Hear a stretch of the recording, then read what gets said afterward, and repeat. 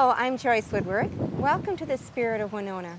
Today we're at the Monarch Tavern in Fountain City, Wisconsin with John Harrington, the proprietor of this tavern, and he is going to share some of his barbecue expertise with us today. Hi John, welcome to the Spirit of Winona. Thank you, good morning.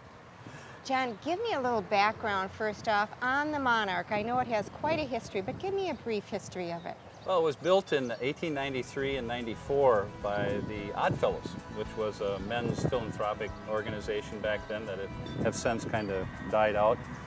They had their rooms upstairs where they had their meetings, and then downstairs they divided one half of the building into a grocery store and the other half into what became the Monarch Tavern in 1894. And it's been the Monarch ever since. All of the furnishings are original and so forth. And we came here in 1995, by the way, and bought it then. Okay, now I understand that you and your wife own the current building and the business, and she is the primary cook inside, and you're the primary cook outside. You do the barbecuing, is that right? Yeah, we have an excellent relationship that way. Stay out of my kitchen. Well, today we're going to do some chicken and some bratwurst. We do brats every single Sunday throughout the summer as kind of just a special. So I've got a little expertise in that. And then we also have a very nice little ribeye steak that's a very thin cut, and we'll put that on as kind of an enhancement, and that can be your lunch. How's that? Oh, it sounds wonderful to me. And those probably are the three main items that people are cooking around here all the time. Now that and burgers, you know. Yeah. What are some of your tips for cooking those three items? Well, buy good meat. Don't look for the absolute lowest price, or, you know, obviously if that's a consideration, fine. But if you're going to have a party and you want to try to impress guests or your relatives or anything like that, don't be afraid to go to a good place that you know makes good meat. Now I'm going to give a little plug for Ladybirds here, which is also a Winona business. We buy all of our meats for our sandwiches. We buy everything from there, and I am particularly impressed and committed to their bratwurst. I've tried 14, or make it 15, I believe, different brats from different butcher shops and you know, Johnsonville and the whole 9 yards, and this is the best brat I've found. So that would be my number one tip: is find good meat. And coals are important, that you don't, you know, that you learn what to do with coals, because they generate such an uneven heat. So you want to make sure that you're using the meats that get done first go on last. Well, now a brat, don't you just take the brat and put it on the grill?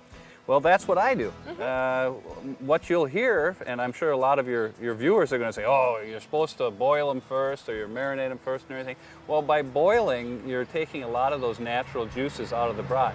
If you do buy a good brat, it will hold up better on the grill if you put it on the grill. What that does then, if you're turning them and not letting them get all charred on one side, is that causes that skin to shrink, and that in cases captures the natural juices and oils of the meat inside. Once the brat is done, then what we do is we put it in what we call our secret recipe, our holding sauce, and that then marinates through the skin that's already been cooked. And like I say, we've probably sold 10,000 brats, easy. And that is probably our biggest secret, is that we don't boil them first in the typical beer and onions, and they don't turn out so dry that way.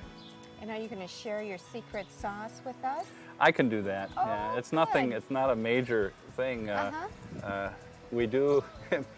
Beer and brats go together. That's just the way that is. So we start with water and beer, and then we add in some barbecue sauce, whatever that might be, a steak sauce or a barbecue sauce, some Worcestershire, just a little bit of garlic, and I usually throw a handful or two of chopped onion in there, just to, I don't know, maybe for my own personal taste, but it does add a different approach to it. Then you just keep that warm and put the brats in when they're done, and they'll hold for hours in there. And the longer they're in, up to a certain point, the more of that juice that they'll take in, and they're just excellent. Okay, well, let's go and see how you do this. Okay. John, now you told me you do something special with your chicken that no one else does. Well, I don't know if no one else does, but we certainly do it a little different here at the Monarch. If you've ever gone to a chicken barbecue or a chicken barbecue, You see them with lots of butter, and they put butter on the chicken all the time. And what they end up with is flare-ups from the grease of the butter and so forth, and they're always putting fire out. And one of the reasons they do that is to keep the moisture inside the chicken as much as we can. Well, I never really liked all of that flare-up, so I thought, well, what can I do different? So one of the things I did was talk to a professional chef, and he said, well, what you do is you have to make the skin impermeable so that it keeps the oil of the chicken inside. So what we do is we use a blend of seasonings, seasoning salt and some Italian seasonings and pepper and things like that. So I put the chicken directly on the grill, and then I season it, turn it over and season the other side. That seals in the flavors. I don't have to put on all kinds of butter, and it's just a real nice tender chicken. Oh, so you're saying that the seasoning actually seals the chicken? Seals the chicken. It creates a barrier for the skin, and then the skin acts as a method of keeping the moisture, the natural moisture, rather than added moisture or added grease or oil. It's the natural moisture of the chicken that you're eating. Okay, well, let's see how you do that. Okay. Not much of a secret to it. Get it on the grill. When you're doing chicken, you want to try and keep the pieces together so that they act as a barrier to the heat, and it keeps the heat even, and you end up with a better cooked chicken. Have you ever had barbecue chicken where one piece is real barbecue chicken and the next one is a little underdone and so forth? Sure. Well, part of that problem is the fact that you've got heat going up and around it rather than through the chicken. So that's another. After doing years and years of many barbecue parties and things like that, so it's just another thing that I found while I'm grilling. This is a blend of any seasoning salt like I use. I don't want to be a pitchman for Lowry's, but that's the one that we use here. And then I also put in a little garlic and some other blends just to get things started. You put the garlic right in the seasoned salt? Yeah, that way rather than doing one after the other, I can just bring it out and do it. Give me an idea of how much garlic and how much Lowry seasons and salt and pepper that you'd put in one little container like that. It's primarily the seasoning salt. Pepper, that's to everyone's taste. The same thing with garlic. You don't want to overdo it, especially, well, for us, we're a restaurant, and you can't overdo anything, because you got such a wide variety of tastes. The easiest way to grill is based on what you use to grill, and that starts with the coals.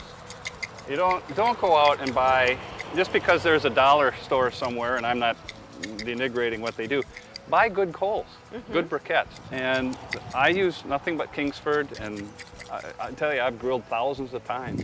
They're easier to start, they stay lit, they're easier to put more on to keep going. So start that way for sure. Be aware of how many people you're feeding. You don't need to put a full bag of briquettes in if it's just you and your wife that are eating that night. A couple dozen briquettes and you're ready to go. So that's probably the biggest thing. The other thing, people seem to think that you should start right away. Let your coals sit for a little while and get that gray coating on, which is the ash. And what you'll find is once you spread that out, that starts to fall off.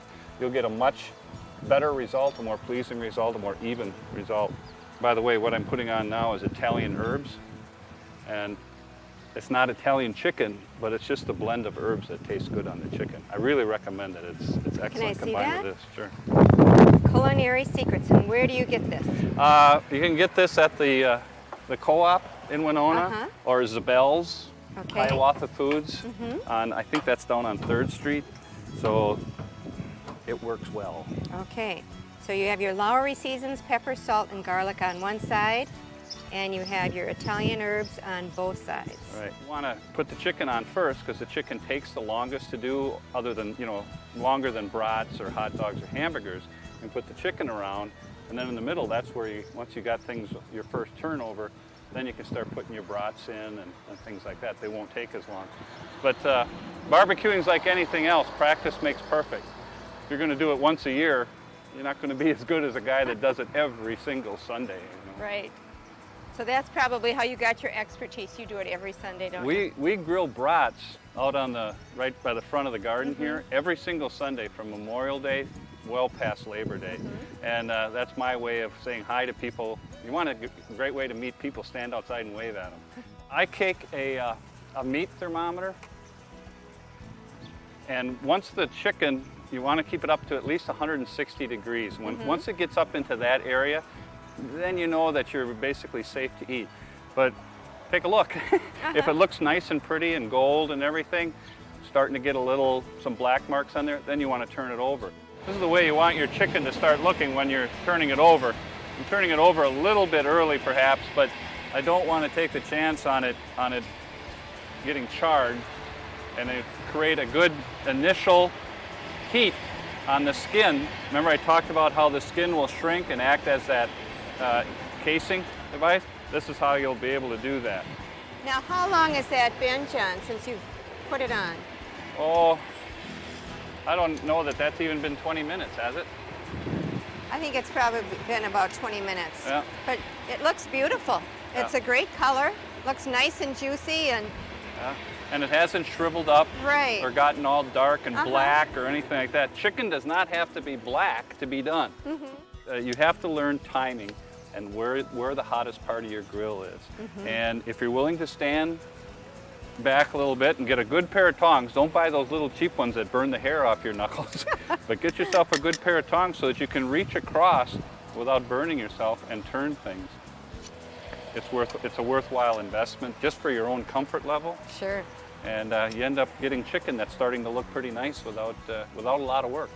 It's beautiful. Now you'll probably turn that over one more time? I'll turn it over again, and then I'll start using my thermometer to determine what the heat level is. It's probably going to end up after the second turn somewhere around 140 degrees. That's when you cover your grill, go sit down for 10 minutes, and by the time you come back, you'll be up around that 160 degree mark. Now the whole time the grill has been open, right? This grill works well open. Most grills have the cover, and there's a reason for that, folks, and that is to keep flame down. You'll see a little flame down on the bottom here, but that's way far away. As you were mentioning when we were just talking briefly off camera, what about coals that are closer? Well, they don't need to be this far away from your meat. Take it down to the bottom, and then keep your air vents not all the way closed, but just restrict the airflow so that air isn't pouring through your grill and fanning the coals to turn into fire. You're not cooking on fire, you're cooking on heat. And that is probably the biggest secret. People think that you have to sit there and let the flame shoot up and then pour water on it and everything. Well, you're pouring water on your heat source. What are you thinking of? So get yourself a grill that you can control the vent, and like a Weber grill, and then you got a nice steady heat. What we're going to do is let the chicken get started, and maybe you and I can sit down and take a little break and talk some more, because the chicken takes longer than anything else. John, you were talking about beer and brats, and I know you have a special kind of a beer here, the Fountain Brew. Give me a little story about your Fountain Brew beer. Okay. Well, Fountain Brew, as far back as we can tell, it was incorporated here in the 1860s as a brewery. And the recipe could be who knows how old, because it came from Germany, and they brought a genuine German brewmeister over here to do it. They went out of business in 1965 through the increased competition, of course, of national breweries. And when we bought the bar in 1995, I had always thought, gee, wouldn't it be really neat if we could have the Fountain Brew back? And fortunately, Schmitty Delman, who has lived here all his life, worked as the assistant brewmaster there for the last 15 years of its existence. They went out of business in May of '65, and we coincidentally bought the bar in May of 1995. And he provided us with all of the records, and we were able to recreate the original recipe of Fountain Brew. It's a lager beer, and we have it on tap here. It's the only place in the world right now where you can get it. And it's just one of the smoothest beers I've ever tasted. If you're a beer drinker, if you like to have a good cold beer, this is one of the finest beers I've ever tasted. And it seems almost a sin to use it in cooking, but I found it tastes better than the domestics because there's no preservatives or any of those cheap fillers that most of the bigger breweries use. I think it's just wonderful that you actually have the original recipe to Fountain Brew beer, and you make it and you serve it here. Well, if it wasn't for Schmitty, that wouldn't have happened. Schmitty is about 94 years old right now, and just an amazing person.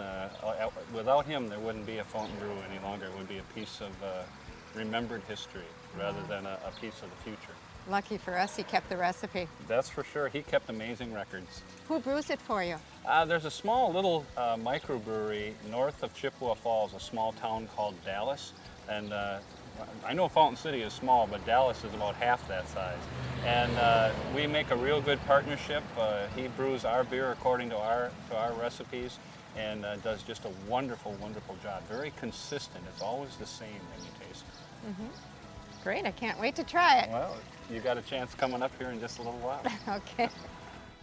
Well, John, what's next on our grill?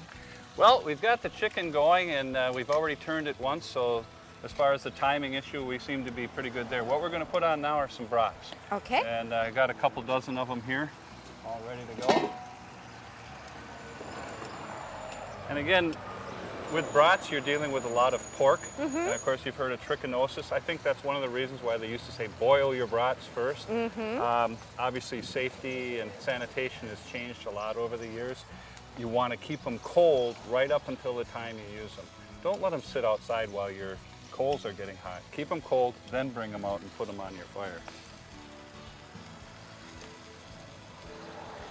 Now, if I had a party and I was going to do 90 brats at a time, I'd have them next to each other like this to keep the heat in. Mm-hmm. But because we're not doing as many, I'll keep them apart. And what that'll do is allow the heat to get up on the sides and give them a good color.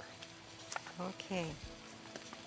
Now Aren't you've those done nice? absolutely no preparation whatsoever on the brats. Fresh from the butcher shop yesterday into my refrigerator and onto the grill. And how long do you think it's going to take to cook these brats? Well, I've got the coals going pretty good. And because the heat will escape a little bit through the various things here, that'll make them take just a little bit longer. So let's say that I could have these brats done in about 20 minutes, maybe just right around 20 minutes. In Wisconsin, a brat and a Bloody Mary and your buddy, that's breakfast, I guess, right after church. Would you recommend that you cook hot dogs in exactly the same way? I do, and again, a hot dog, not being as thick as a bratwurst, doesn't take anywhere near as long. So let's just say you were having a party and you wanted to do some chicken and some brats for the adults, and you want to do some burgers and hot dogs for the kids. Again, buy a good product, and you can have that done. If you're paying attention and turning, you can have that done in 5 or 6 minutes. The thing to remember about beef products is that once you take it away from the heat source, the beef continues to cook for up to 5 minutes, depending on how thick it is. I mean, if you've got a good thick steak, that's still cooking 5 minutes later. So if you want a well-done burger or a well-done steak, don't get it well done and then take it off. Get it approximately done and then take it off and let it finish its cooking by itself on the plate. And then you'll have a good well-done thing instead of a crispy critter. John, it looks like your chicken and your brats are almost perfectly done right now. It's getting there. What happened, as you'll notice, I put some of the lighter colored ones more in the middle. With the wind blowing from one direction, the heat kind of piled up on this back corner. So if you notice, those got done a little quicker. And as I kept turning them, they got lighter and lighter and lighter. Well, that's okay. Now I can start feeding people in the next couple minutes, and these will just take the next few minutes. And then that way you've always got some hot food and ready to go. The chicken, as I test it here with my handy dandy thermometer, should be coming up on 150 degrees.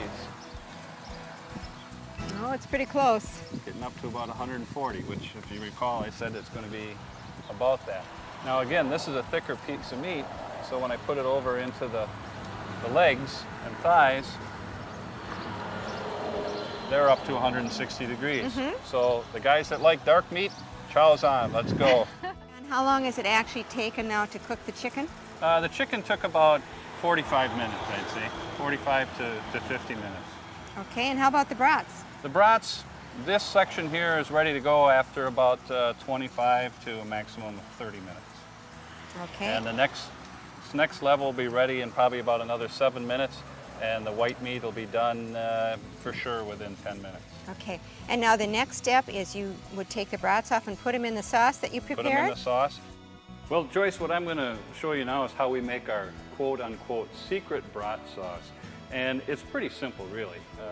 What tastes good with the meats that you like to eat? When you make a steak or a hamburger, do you like to have steak sauce?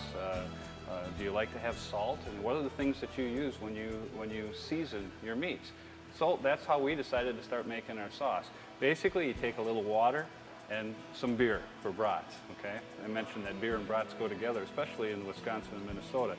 Here we use our fountain brew beer because we found it's a real smooth, good beer. Then we add in some steak sauce, and again, that's up to you what you use. A little Worcestershire sauce, again, a pinch of garlic, some onions just for flavor and to create more of the steam. And then we use Mrs. Dash on top for some seasoning. And we use a chafing dish because it creates a good even steam heat. And what we found is you don't need to use a lot of it. You don't have to float things in it. You just want to create that steam and that aroma that then permeates through the skin of the brat.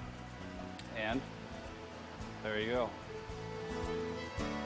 Again, not a lot in there, but that will hold a lot of brats, and that what you've used to create will go through the meat of the brat. Simple to do. Again, that's how hungry are you? Do you want them right away, or do you want to give them maybe give them another 15 or 20 minutes in that sauce, and I guarantee you'll taste the difference because it will soak it in through the ends and through the skin. And how long can you actually keep the brats in that sauce? Well, I've had it in there as long as 4 hours. I don't like to keep it in there too much longer than that because then they start to get a little mushy because the sauce is hot and they're continuing to cook and they're soaking that up, and then they start breaking up a little bit.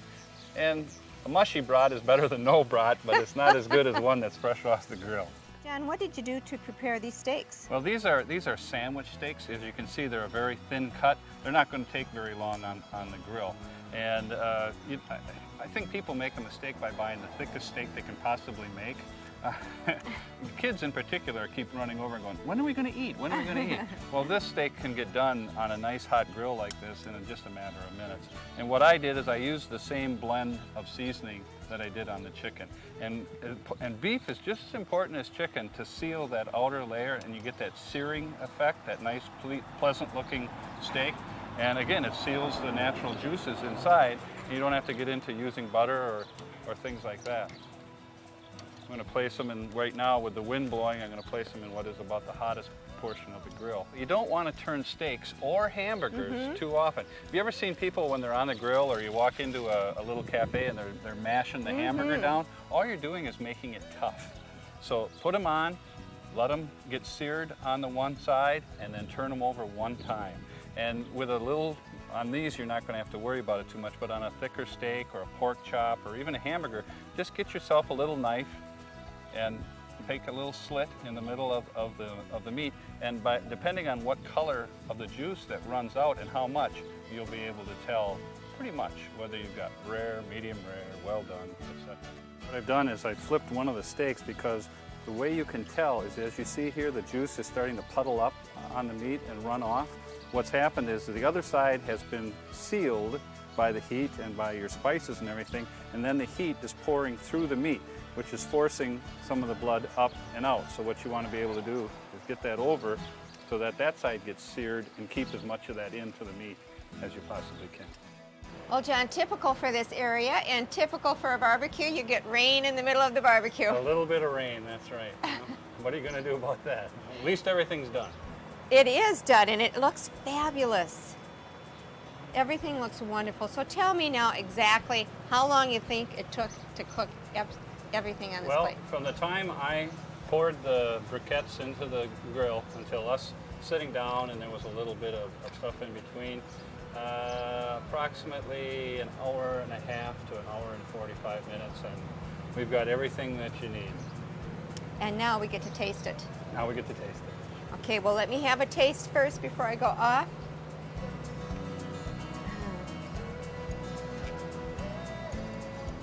I'll taste your steak first off. Okay.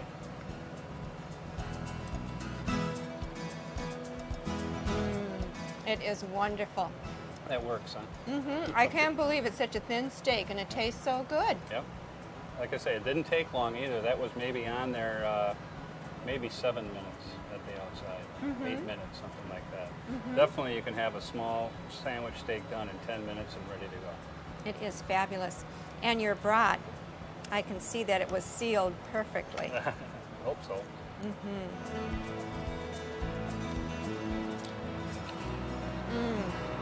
One of the best I've ever had. Oh, well, see, there's an endorsement. It is wonderful. Well, John, I want to thank you again Oh, for... it was my pleasure. Had a good time. Oh, we've got some wonderful, great barbecue tips. Well, good. Glad we could help. This has been Joyce Woodworth on the Spirit of Winona at the Monarch Tavern in Fountain City. Please join me again next week. Till then, enjoy the Spirit of Winona.